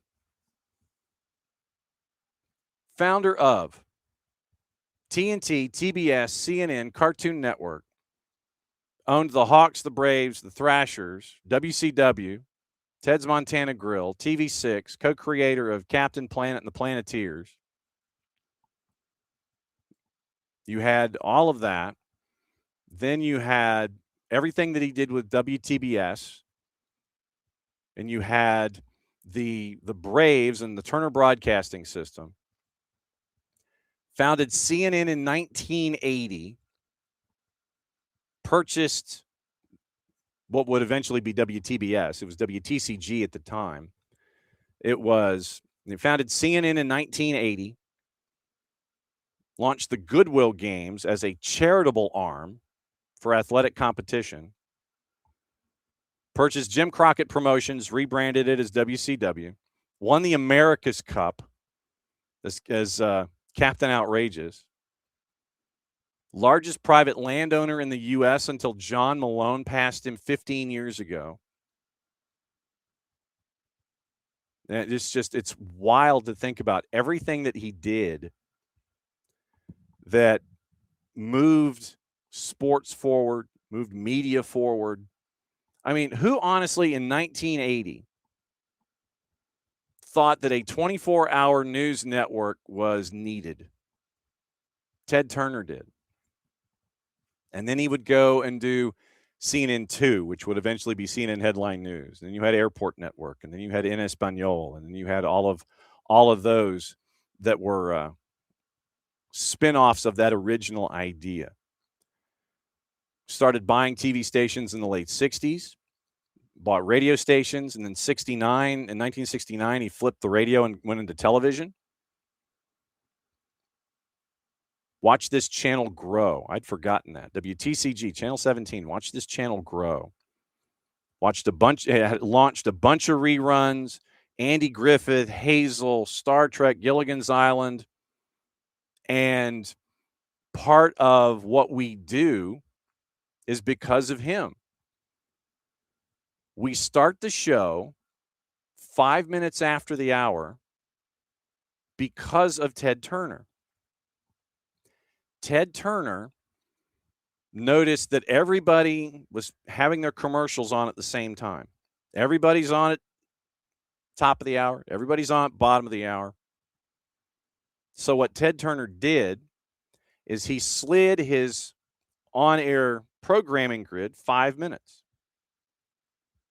So that way, when all of the big channels and networks are in commercials and you're flipping channels because you don't want to see the commercial, hey, what's going on here on Channel 17? They've got programming. I'm going to stay. It gave people a reason to stay and watch TBS. I mean, to buy the Braves in 76, buy the Hawks in 77, once again, to give programming to his own networks. There was a time in the 70s when the Braves were so bad, to get noticed, what he wanted to do was have players with nicknames on the backs of their jerseys. So it wasn't Dale Murphy, it was Murph. And this was at home. So Jerry Royster was Jaybird. Gene Garber was Gino. Oh, let's see. Daryl Cheney was Nort. Don't ask me why. I don't know. I just remember Nort. Then he signs Andy Messersmith to a free agent deal from his time. I think he was coming from the Dodgers at this point. And so he signs him, has him wear number 17, and he wanted to have the name on the back of the Messersmith jersey be Channel. That's the kind of guy that Ted Turner was. Then he, because it was WTCG, then in 78, he strikes a deal with MIT. The student-run station there had WTBS. And so pays them $50,000, turns WTCG into WTBS, and then obviously TBS. Turner Field, obviously named for him. CNN, 24-hour news channel. 1980. I know some of my dearest friends are originals from that time, working in the mansion on Techwood Drive. And they talked about just how crazy it was and how it's like, yeah, we're going to go and cover this and cover this and cover this, and we're going to be here forever. They were the ones that still covered space shuttle launches live. All the other networks, because they were routine, they'd kind of show the launch and then go away. CNN had their dedicated reporters and their dedicated anchors. Tom Mintier, I think, was the dedicated space reporter at the time, space anchor. So Mintier would be there for launches. And because of their attention to news and to programming, they were the ones that kept showing the space shuttle launches live. Then when you have your space shuttle disaster, sadly, CNN's right there. They're live and they're off and running with it. Everybody else is having to play catch up. So he was proving in instances, in sometimes sad instances, that 24-hour news cycles, there's always something going on. There's always something that needed to be covered. And it gave folks a chance to create and go and cover things and give depth to reporting. So you end up with the creation of CNN and all of that. Purchased MGM UA Entertainment in 1986. Turner Entertainment established in 86. Got MGM's library. Introduced TNT in 88 with Gone with the Wind. That was how he brought TNT programming on. You remember Turner South? Turner Classic Movies. 1990 creates The Foundation. Philanthropic grants concerning issues involving the environment, overpopulation, and such.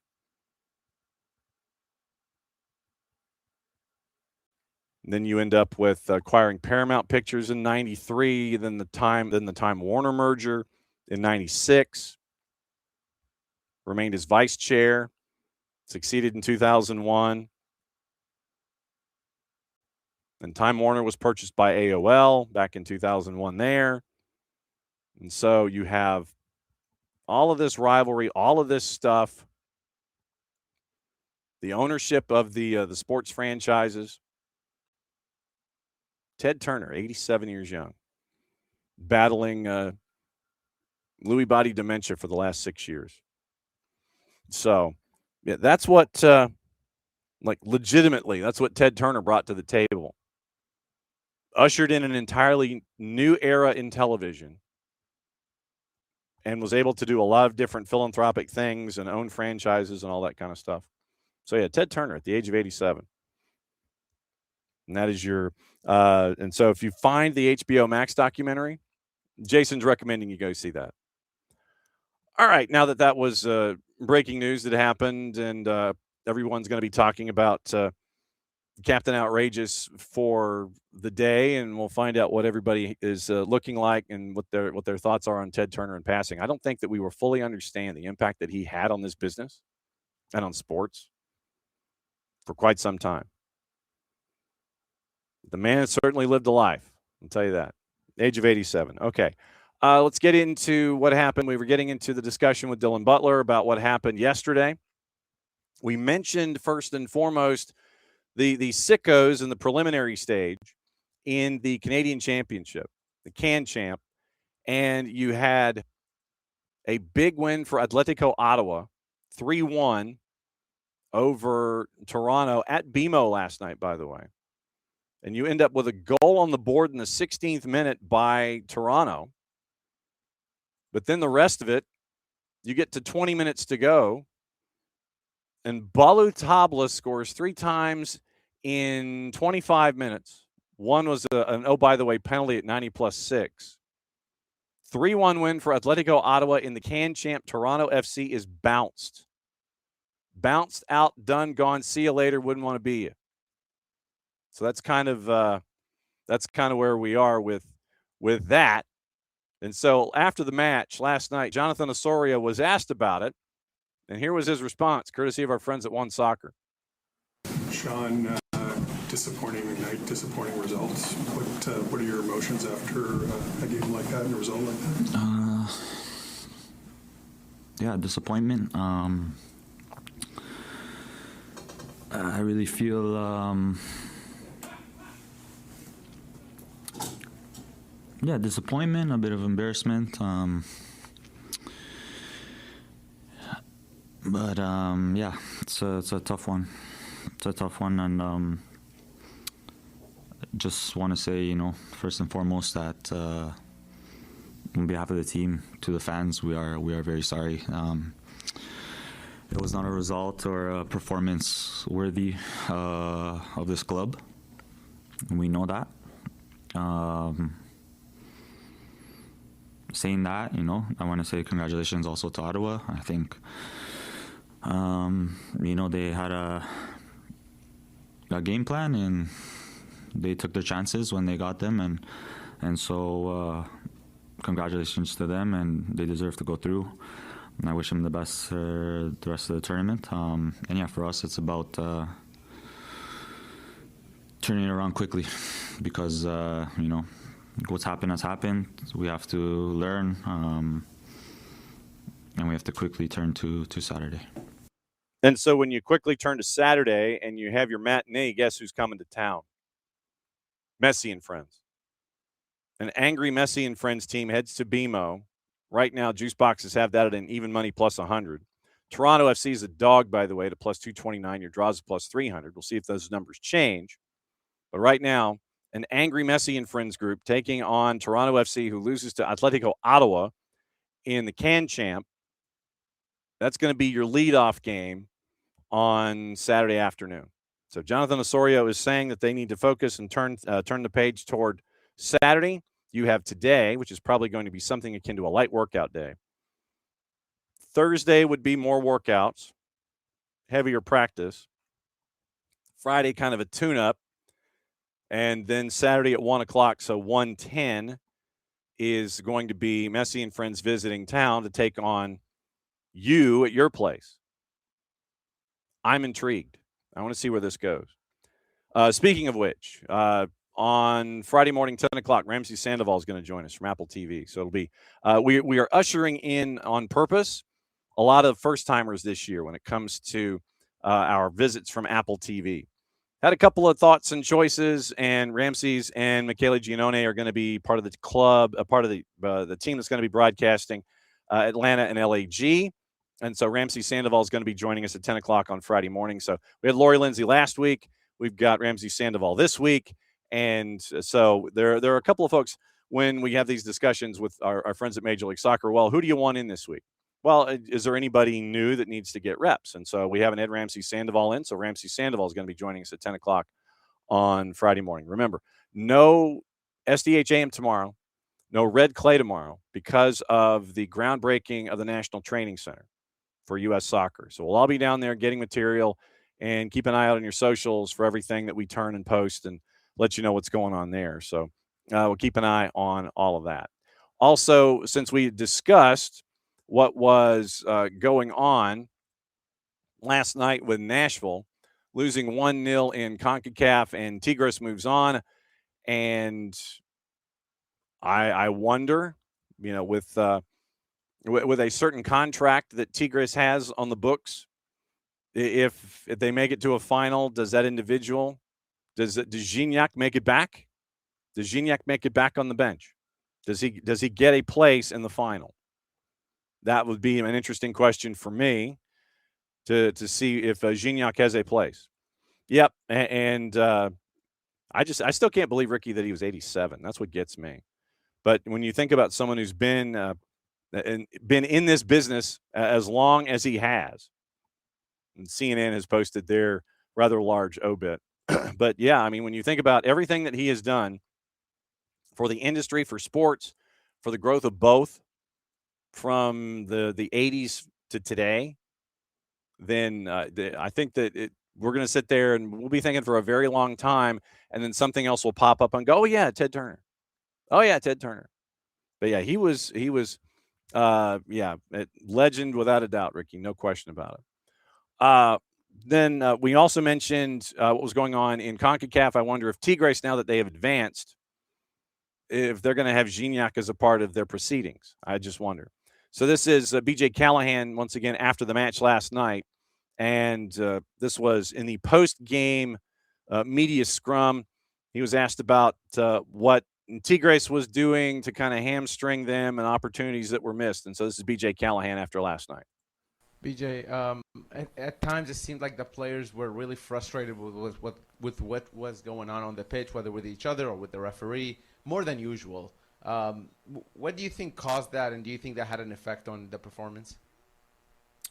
No, I mean, I think it's just an emotional game, and both teams are playing, I think, sometimes at a really high tempo, and there was duels and second balls, and so I mean, this is a semifinal leg, and both teams are going after it. So I think it's normal, and of course, when you're not creating goal scoring chances and you're down 1-0, like, I think that frustration is because guys are really competing hard to try and get the equalizer.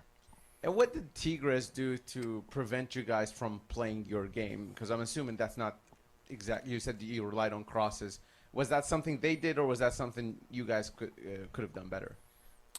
Yeah, I mean, I think in the first half, I thought they did a really good job of finding moments to kind of press us pretty high. They did a really good job doing that, and the times that we were able to then get into the final third, I thought we could have maybe been a little bit more composed, got more numbers into the attack, maybe more numbers into the penalty box, and so again, just being a little bit more patient. In the second half, I thought we were in our attacking half for a long periods of time. But of course, it's hard to break down. And I thought they defended the wide areas with numbers really well, and had numbers inside the penalty box. And we weren't sharp enough in the middle area to kind of draw them out. BJ Callahan after the match last night, losing 1-0, 2-0 in the aggregate. So great run for Nashville SC.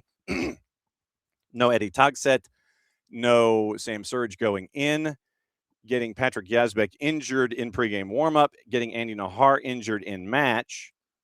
I wonder what it's going to look like, and that's why when Dylan was on, I wondered what it was going to look like when we are looking at the juice boxes being what they are and what the lineup's going to look like. It's stunning to me that DC United's at a plus 500. Nashville is such a prohibitive favorite with all the injuries, and coming around on a quick turn from playing in the CONCACAF Hemispheric Extravaganza to what is going to be happening this weekend. While, yes, it is at Geodis, in an 8:25 start on Big FOX, I just wonder what Nashville's going to look like. I really do. So that is BJ Callahan after the match. So tonight it is, once again, CanChamp, and we did get to talk about it a little bit. League One Alberta's Calgary Blizzard going up against the club of the evening. I mean, this literally is CF Montreal going up against Calgary Blizzard tonight in the CanChamp. Will we get the same kind of chaos? I don't think so. But I am intrigued. Let me check the juice boxes on this one. Montreal hosting Calgary Blizzard at home. So do we have all right, so we'd have to be North America because it's not listed. Canada is not listed in its own thing. So North and Central America, they just go CONCACAF Champions Cup. They don't have, and Toluca, by the way, favorite at home in the match, down a goal 2-1. So LAFC to win tonight is a plus 650, draws a plus 390, and CONCACAF's home team Toluca is a minus 213. So let me see if they have. So North and Central America, they don't have anything.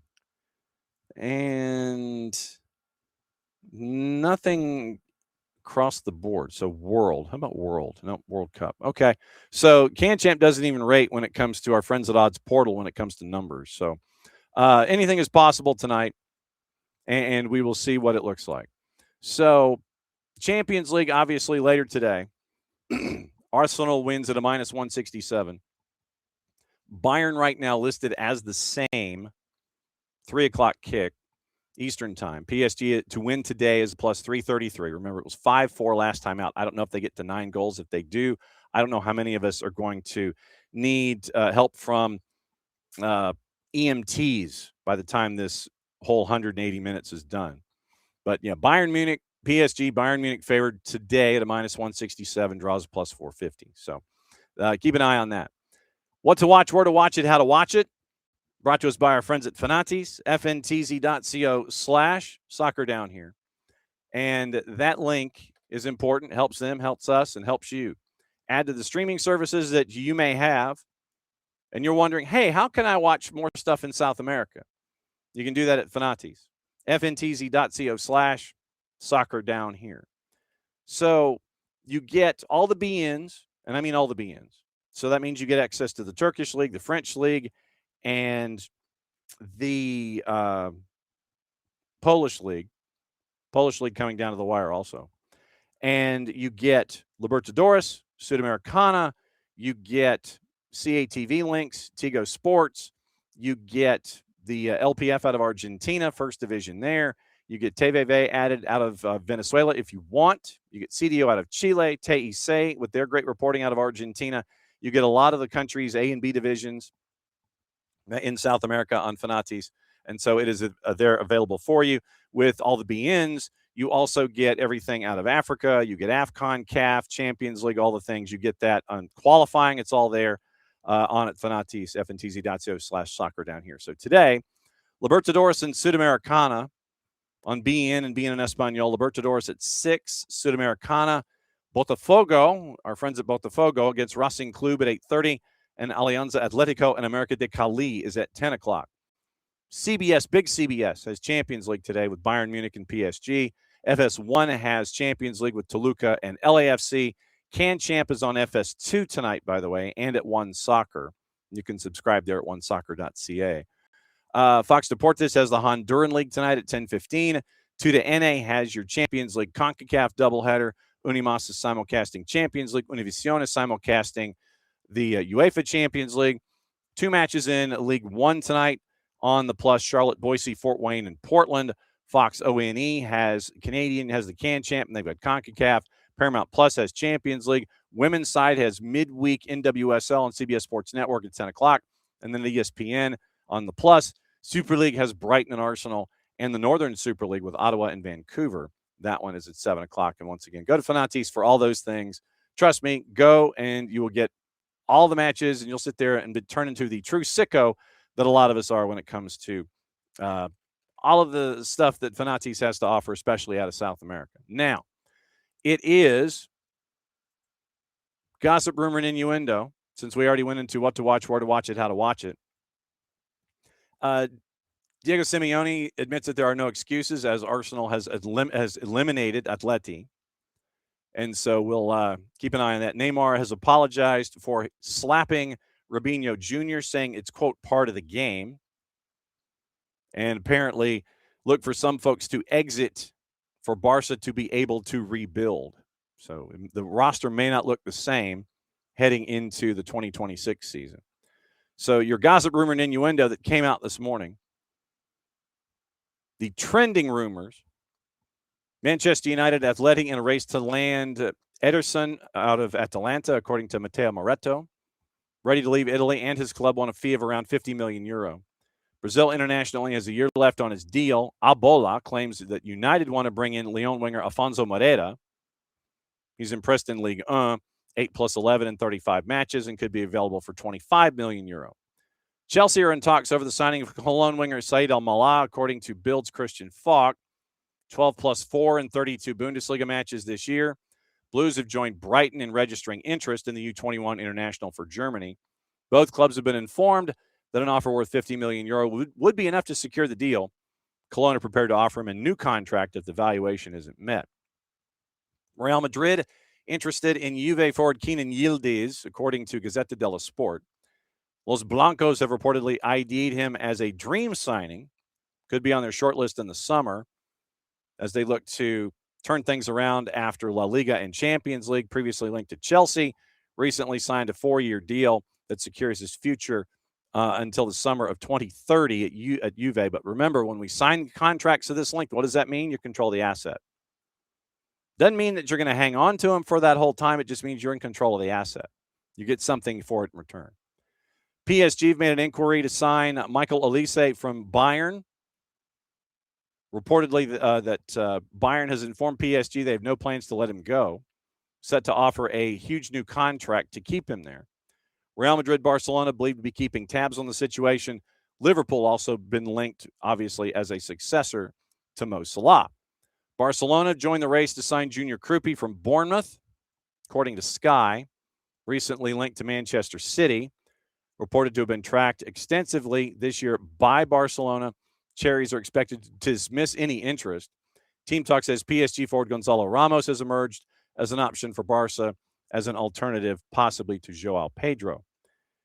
Neymar could move to FC Cincinnati, according to TalkSport. And we got to look at this one.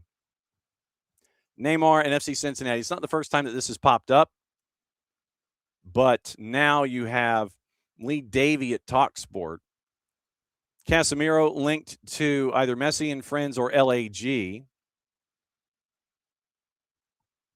Remains at 34 years old the world's most expensive player, owing his £200 million move from Barcelona to PSG in 2017. Recent injuries. Whether or not the playmaker features at this summer's showpiece, according to TalkSport, Neymar likely to leave. Could be heading to MLS. According to Ben Jacobs, Cincinnati and Neymar could develop if he stays fit. Neymar's not going to make a decision until after the World Cup, although he has to make the World Cup squad first. Lewandowski news, long link to Chicago, but recent reports that had Lewandowski not the least bit interested in Major League Soccer. Jacobs adding that it looks like more likely that he would go to the league that we don't talk about. Update on Mo Salah's future, according to Ben. Ben talked to Sir Mohammed Mansour, and this goes way back, that San Diego would be an outlet for Mo Salah in Major League Soccer. 3 weeks ago, Ben asks, and this was at the big conference, the big SBJ conference that was here in town, asks if he's going to sign Salah. Then the response to the question by Sir Mohammed Mansour was, quote, well, if it was my choice, yes, but it's not really within our model, much more youth-led. So he's still pushing for Salah. Keep an eye on San Diego. And so European interest as well. Obviously, the league that we don't talk about is very, very interested in Mo Salah as well. Chelsea looking for a possible move to former Barcelona manager Xavi Hernandez as they look for their new head coach. That's from The Independent. Casemiro, we talked about him and Messi and friends. Liverpool interested in Marco Senesi from Bournemouth, becoming a free agent in the summer, linked with Spurs also. Liverpool midfielder Curtis Jones on the radar of Internazionale as a potential backup option for Hakan Calhanoglu. That's from Gazzetta dello Sport. Spurs keeper Guillermo Vicario also reportedly on Inter's shortlist as they look for a long-term successor to Jan Sommer. That's from Gazzetta. Juve are also exploring a move for Stuttgart midfielder Angelo Stiller. That's from Tuttosport. Three-letter paper says Spurs are planning to hand defender Luka Vuskovic a new contract to ward off interest from other clubs. Currently on loan at Hamburg. Newcastle's Nick Voltemade set to push for an exit from the club this summer. Southampton intend to sign Kyle Larin permanently from Real Mallorca if they get promotion to the Premier League. Once again, that's a three-letter paper. Atleti and Napoli, among several teams in Europe, weighing up a move for Rennes striker Esteban Lapal. Nicola Shira has Villa, Palace, Fulham, and Everton looking at Juve defender Federico Gotti. Sunderland keeper Robin Roofs is on the radar of Spurs. Don't go. Football Insider. Nicola Shira, Spurs, Villa, Bournemouth have joined Internazionale in the race for Sassuolo defender Tariq Muharremovic. Telegraph, multiple clubs in Europe keeping an eye on West Ham winger Crescencio Somerville. Keep an eye on relegation. Three-letter paper also is saying that Everton and Nottingham Forest are among the Premier League teams interested in Sunderland forward Wilson Isidore. So those are your gossips, rumors, and innuendos coming in this morning. Today, just to give you an idea on the juice boxes, in the Women's Super League, it is Arsenal at a minus 310, hosting Brighton on the board. Where's my scores? So today with Libertadores and Sudamericana, we've got that going on as well. Libertadores, 6 o'clock, Cusco and Estudiantes de La Plata. Estudiantes a plus 140. Deportivo La Guaira and Bolivar. Bolivar is a plus 165 in Caracas. 8:30, Independiente Rivadavia is a plus 140 with Fluminense. That one is at Malvinas Argentinas in Mendoza. 8:30, Independiente Santa Fe going up against 3-0 Corinthians in Bogota. Corinthians are a plus 160. 10 o'clockers, Deportivas Tolima and Nacional. Tolima is a plus 120. Universidad Católica is in Santiago with Cruzeiro. Two teams at 2-0-1. Cruzeiro is a plus 145. And I'm trying to see. So Ligue 1, the Premier League, is going on right now. So women's soccer is going on in France at the moment. We've got USL, Northern Super League, League One, etc. All that stuff is going on right now in activity late on a Tuesday morning. So I'm trying to think if there's anything else that is going on that we might have missed as I sit here and try to write things down. We talked about what happened last night, and we talked about what is going on at noon. It is round robin with coaches on Red Clay Wednesday. Jason Galt from West Forsyth, Dustin Jeanette from GMC Prep, Justin Brantley from Islands, Alex Zimmerman from East Hall. At noon, 12:10, 12:20, and 12:30. We'll go over your brackets as well and let you know what else is going on this or any other planet when it comes to high school soccer. Let me see if I missed anything from yesterday. Let's see. Oh, the FA and U.S. Soccer is seeking more control from FIFA over the Women's World Cup. This comes from Matt Hughes over at The Guardian. Joined forces to lobby FIFA to alter the proposed organizational model for the 31 and 35 Women's World Cups. Both federations understood to be seeking more local control after concerns have arisen over the organization of this summer's Men's World Cup, particularly regarding cost of tickets and financial disputes. U.S. Soccer and the FA are the sole bidders for 31 and 35, allocated by FIFA at the extraordinary general meeting in November.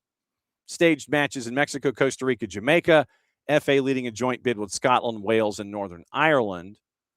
U.S. Soccer sources say they've been encouraged by FIFA's willingness to listen to their concerns during initial conversations, and FIFA has altered, according to Hughes, the World Cup model after the 22 tournament in Qatar to take control of ops and delivery for U.S., Canada, Mexico. Previously, it was the responsibility of the local organizing committee, which was a joint model with the hosts.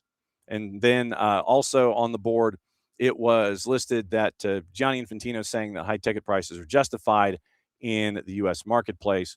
Once again, supply and demand, I understand that. I understand where he's coming from with that. But the prices are absolutely insane. So I think that will do it. Most players are also going to be earning for Manchester United a 25% pay rise in salary after making Champions League. So Bruno Fernandes could be making £250,000 a week now. So keep an eye on that. All right.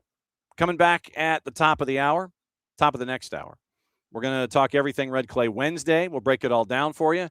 We got brackets. We got coaches. Bang, bang, bang, bang. 12 noon, 12:10, 12:20, 12:30, and then brackets. Remember, no game tonight. It's an off day. No SDH AM tomorrow. No Red Clay tomorrow because we're at the National Training Center, groundbreaking, ribbon cutting, all the things. So we're there tomorrow. We'll have content for you from there on all of our social media platforms. So no SDH AM and no Red Clay tomorrow. Back on Friday for both to get you set up for the weekend and everything going on in Major League Soccer. So coming back, top of the hour, we'll break it all down for you, let you know what's going on in high school with another Red Clay Wednesday presented by our friends at Kaiser Permanente. Red Clay Wednesday on Kaiser Permanente. So there you go. It is the end of the show. As always, thanks to everybody who hopped in this morning. Morning, Ricky. Morning, Dell. Morning, Lokeville. Morning, David. And morning, Kefsey. And thanks for you guys on the Twitch pitch, and thanks for all of you for watching and listening as you do. So for everybody here, thanks to the coaches, thanks to Justin Osteen at Pike County and Zebulon, Rob Husted at Greenbrier in suburban Augusta, and for Dylan Butler for dropping by from MLSsoccer.com. It's another go-round of SDH AM. Since it is the end of the show, that means one thing. You get to do this. Back at it again in 53 minutes. See you in a bit.